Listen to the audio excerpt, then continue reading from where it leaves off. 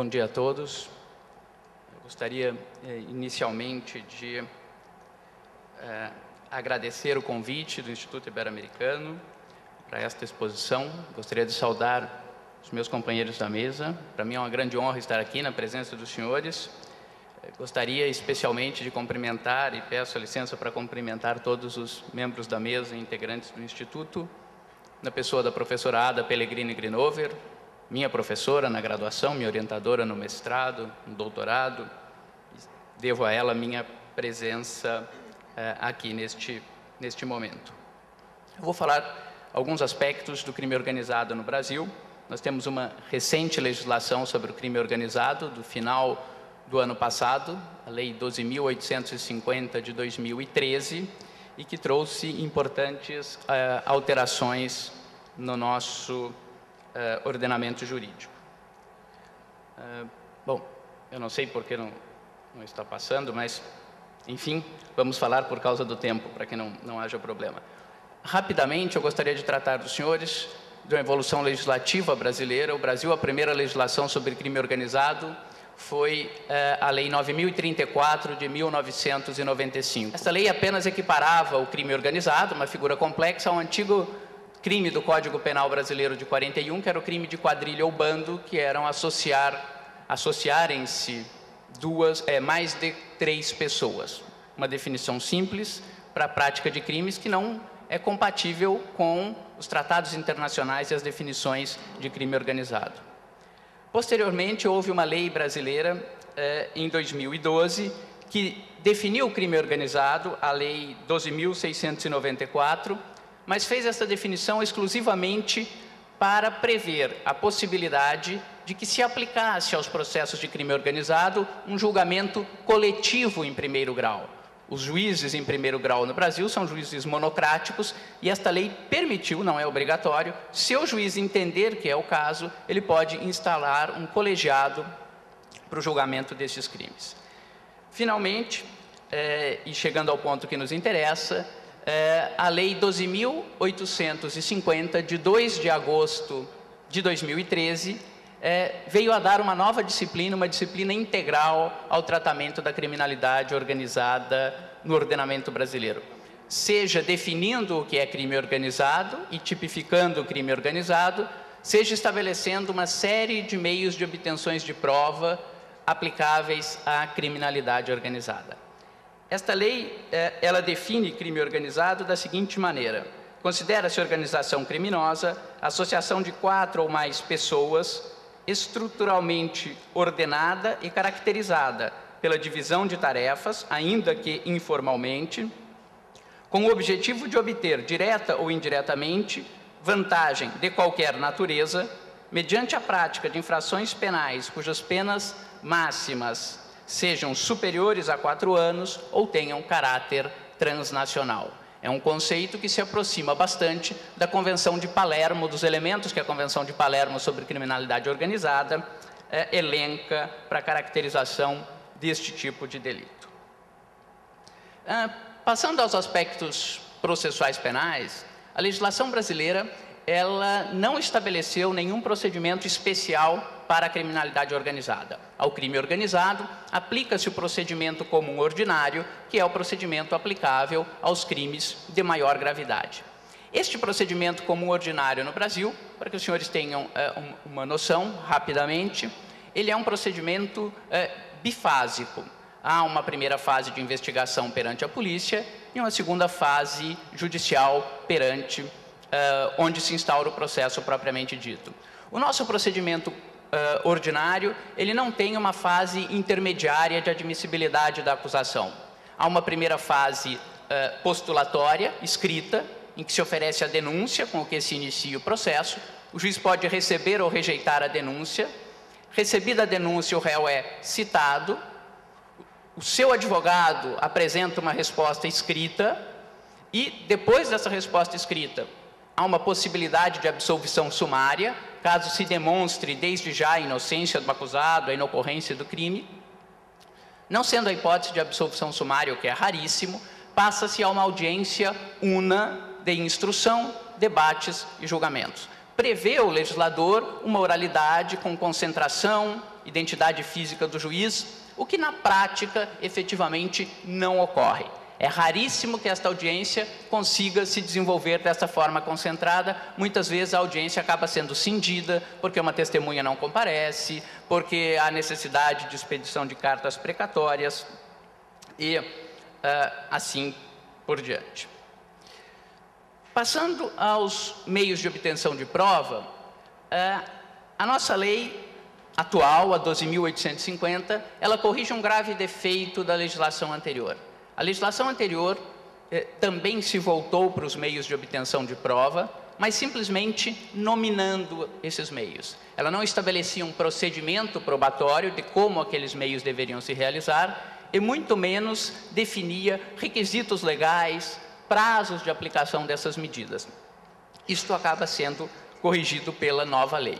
Eu vou tratar agora com os senhores quais são esses meios que a nova lei disciplina. Ela trata da colaboração premiada, ela trata da ação controlada, ela trata da infiltração de agentes policiais nas organizações criminosas e permite o acesso direto do Ministério Público e das autoridades policiais a uma série de dados cadastrais de empresas de telefonia, operadoras de internet, instituições financeiras e assim por diante. A primeira dessas medidas, normalmente chamada em outros países de entrega vigiada e que a legislação brasileira denomina de ação controlada, ela consiste na autoridade policial poder retardar a sua atuação com a finalidade de fazê-lo no momento em que a obtenção da prova possa ser mais eficaz, né?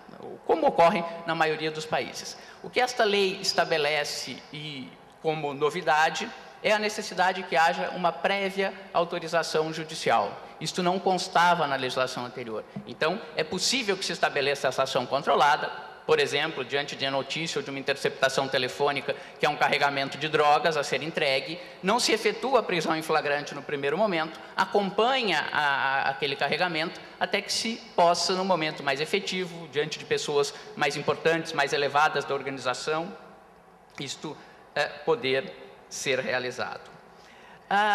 Dos meios de obtenção de prova, e passando a figura do colaborador, que a nossa lei denomina de colaboração premiada, esta é a figura que encontrou na legislação de crime organizado uma disciplina mais completa e a qual o legislador mais se deteve. E este tem sido efetivamente o mecanismo mais utilizado na prática brasileira para o combate às organizações criminosas. Além das interceptações telefônicas no primeiro momento, depois a tentativa de se descobrir algum integrante dessa organização criminosa para se propor a ele esta colaboração e obter informações com esse integrante. O procedimento da colaboração se desenvolve em 3 fases, basicamente. Uma primeira fase de negociação, normalmente entre o Ministério Público e a polícia de um lado e o colaborador do outro lado, assistido por um advogado. Chegando a um acordo, este acordo é encaminhado a juízo apenas para a homologação. O juiz não participa das tentativas de acordo justamente para preservar a imparcialidade caso aquele juiz tenha que ir a julgar o processo posteriormente.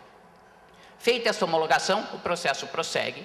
O colaborador vai atuar ao longo da instrução, ajudando a polícia, ajudando o Ministério Público na interpretação de documentos, fornecimento de dados e prestando o seu depoimento mediante interrogatório. E na terceira fase é a fase da homologação judicial.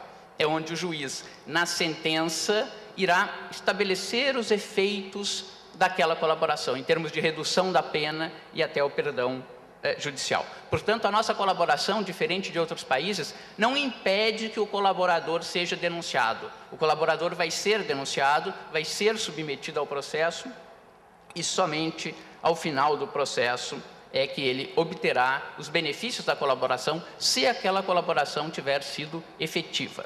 Os requisitos que a legislação estabelece, rapidamente, são a identificação dos demais coautores ou partícipes da organização criminosa e as infrações por elas praticadas, a revelação da estrutura hierárquica e da divisão de tarefas da organização, a prevenção, ajudar na prevenção de outras infrações que poderão ser cometidas por aquela organização criminosa, a recuperação do produto ou proveito do crime obtido pela organização criminosa e, por fim, a localização da vítima em determinados crimes, por exemplo, sequestros e crimes desse gênero.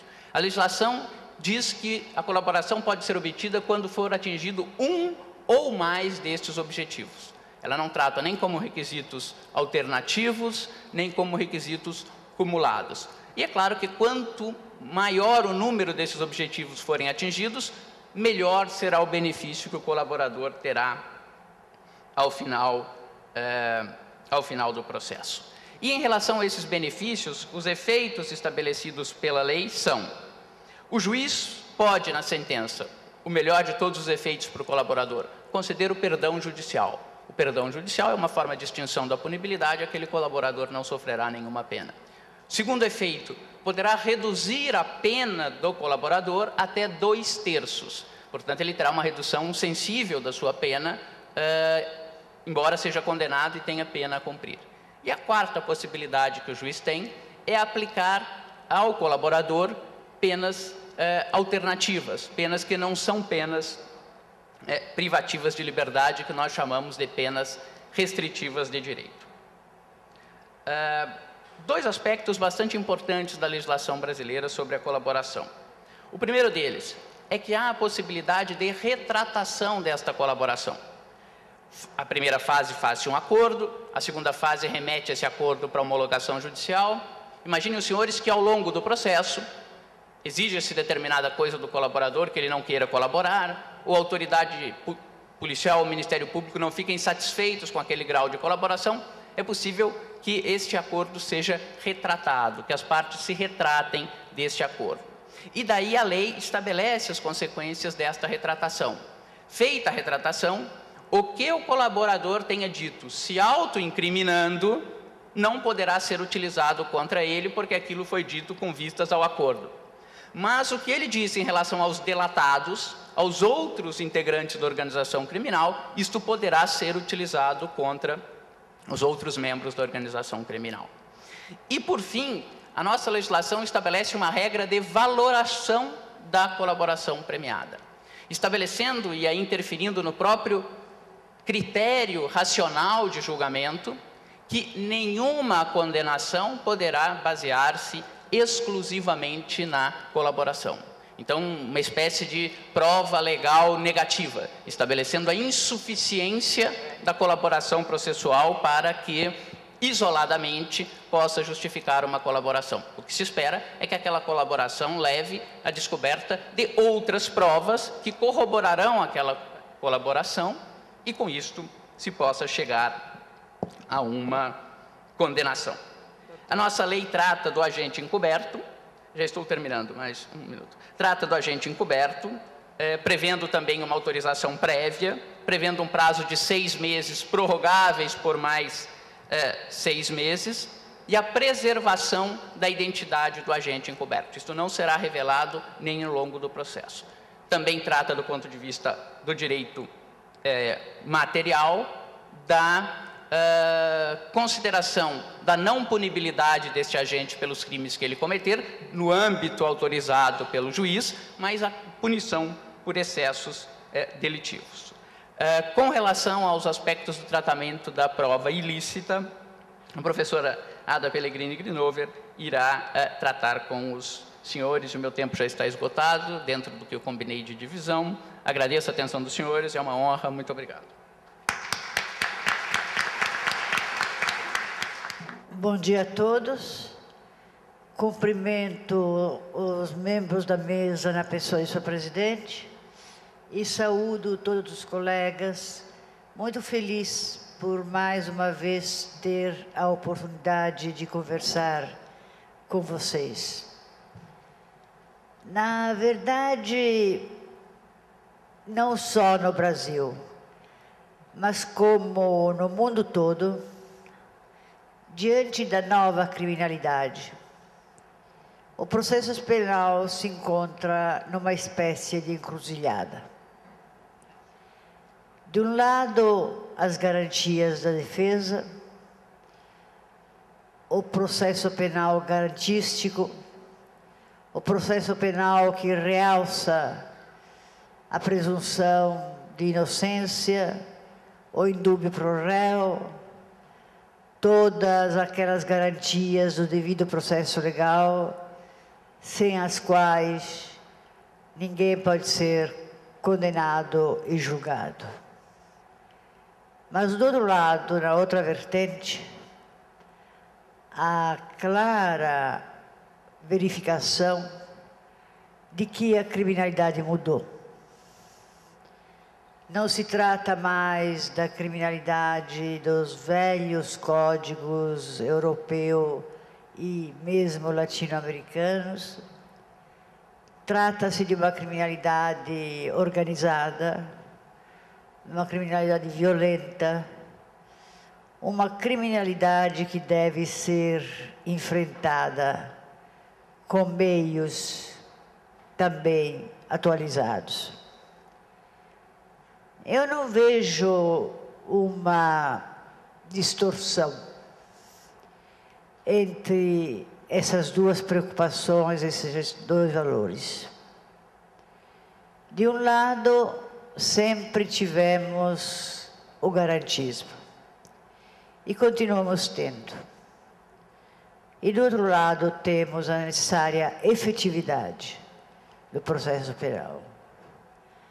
Porque eu estou convencida que muito mais do que penas elevadas ou rigorosas, o que serve para combater a criminalidade e o sentido de impunidade é que se chegue, quando necessário, à efetiva e justa punição.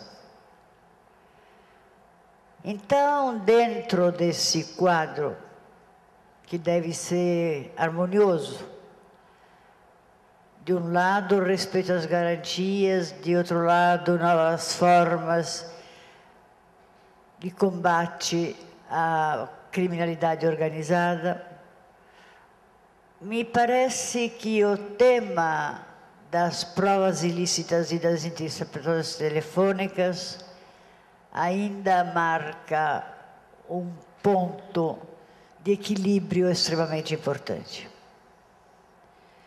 Provas ilícitas entendidas como aquelas que são obtidas no momento de sua colheita, infringindo regras de caráter material, principalmente constitucional.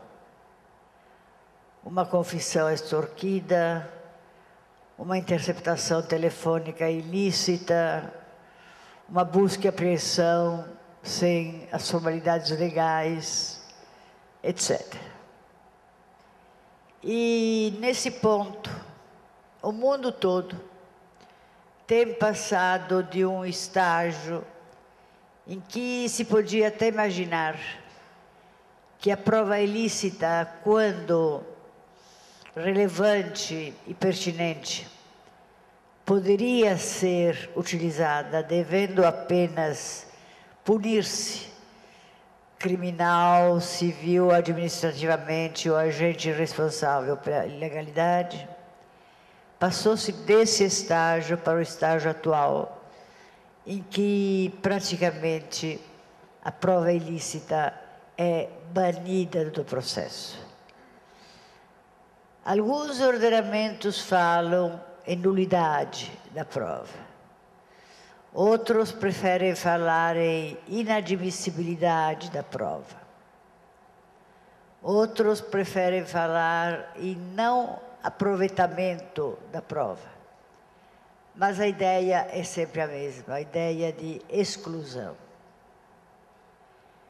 E um dos aspectos da proibição das provas ilícitas que veio se consolidar também em nível de diversos países é o tema das chamadas provas ilícitas por derivação.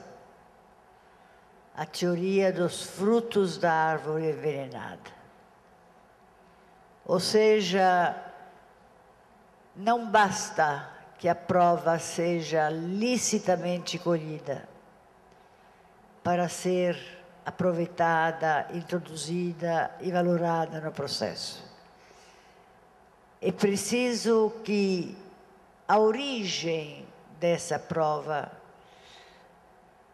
a causa dessa prova, também seja lícita. Se, por exemplo, por intermédio de uma busca e apreensão sem mandato, eu consigo informações que depois me levam a uma busca e apreensão com mandato em outro lugar, a origem ilícita dessa primeira informação também vicia essa prova como ilícita. Se eu tenho uma informação por uma interceptação telefônica ilícita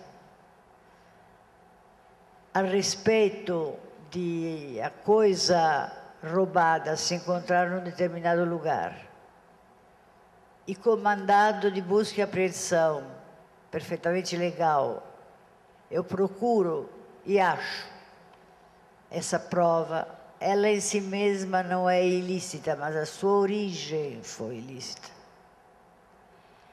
Essa questão durante muito tempo também foi debatida na doutrina e na jurisprudência, sobretudo norte-americana e alemã.